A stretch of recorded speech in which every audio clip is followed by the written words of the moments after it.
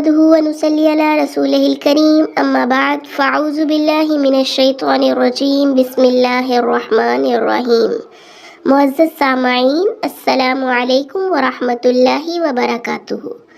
معزز سامعین، آج کا ہمارا موضوع، آج کا یعنی جو ہم آپ کے لیے وظیفہ لے کے آئے ہیں وہ قرآن پاک کی وہ صورت ہے جسے قرآن پاک کا دل کہا جاتا ہے، یعنی میری مراد سورۃ یاسین ہے۔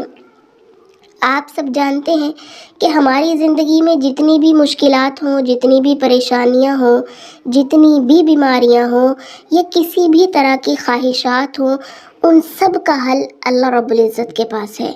ہمارا کوئی چھوٹا مسئلہ ہے یا کوئی بڑا مسئلہ ہے، کوئی ظاہر میں بیماری ہے یا کوئی باطن میں بیماری ہے، کوئی مالی مشکل ہے یا کوئی خاندانی پریشانی ہے، جو بھی ہمارا مسئلہ ہے، کسی بھی قسم کی پرابلم ہے، اللہ رب العزت کے پاس ہمارے ہر مسئلے کا حل ہے۔ اب اللہ رب العزت کے پاس جو ہمارے مسائل کا حل ہے، اس کے حل کو کس طریقے سے ہم تلاش کریں گے؟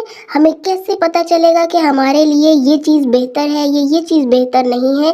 ہم کیا کریں گے کہ ہمارے مسئلے حل ہو سکیں؟ تو اس کے لیے ہمارے پاس قرآن پاک موجود ہے۔ قرآن پاک اللہ رب العزت کی لاریب کتاب ہے، بے عیب کتاب ہے۔ قرآن پاک ایک ایسی کتاب ہے کہ اگر ہم اسے مضبوطی کے ساتھ تھام لیں تو ہم دنیا میں بھی کامیاب ہو سکتے ہیں اور آخرت میں تو کامیابی یقینی ہے۔ اب ہم نے کرنا کیا ہے کہ ہمیں اپنے تعلق کو اللہ کی ذات کے ساتھ مضبوط کرنا ہے۔ جب ہمارا تعلق اللہ رب العزت کی ذات سے مضبوط ہو جاتا ہے، ہمارا یقین اللہ کی ذات پہ مضبوط ہو جاتا ہے، ہم اللہ کے ساتھ جڑ جاتے ہیں، تو پھر ہمارا کوئی بھی مسئلہ ہو، کوئی بھی پریشانی ہو، جو بھی پرابلم ہو، اللہ کے ایک کن کی مار ہوتی ہے۔ اللہ تعالیٰ کہتے ہیں کن ہو جا فیکن، وہ ہو جاتا ہے۔ ہمارے مانگنے میں کمی ہو سکتی ہے، اللہ رب العزت کے دینے میں کوئی کمی نہیں ہے۔ تو لہٰذا آپ کا جو بھی مسئلہ ہے، آپ کسی بھی مقصد کے لیے سورۃ یاسین کو اس طریقے سے پڑھیں گے جو ابھی آپ کو بتایا جائے گا، تو انشاءاللہ امید کامل ہے کہ اللہ رب العزت آپ کے مسئلے کو ضرور بالضرور حل کر دیں گے۔ یہ ہے کہ آپ نے سورۃ یاسین کو کس طرح سے پڑھنا ہے۔ تو سورۃ یاسین جسے قرآن پاک کا دل کہا جاتا ہے، آپ کو پتہ ہے دل ایک بیسک ہمارا پوائنٹ ہوتا ہے۔ کسی انسان کی باڈی میں دل نہ ہو تو انسان ختم ہے۔ اسی طریقے سے یعنی کہ دل جو ہے وہ انسان کا ایک سب سے قریبی چیز دل ہے، یعنی دل کے اوپر انسان کی زندگی کی بنیاد کھڑی ہے۔ اسی طرح سے سورۃ یاسین جسے قرآن پاک کا دل کہا جاتا ہے، تو سورۃ یاسین کو ہم پڑھیں گے کسی بھی مسئلے کے حل کے لیے۔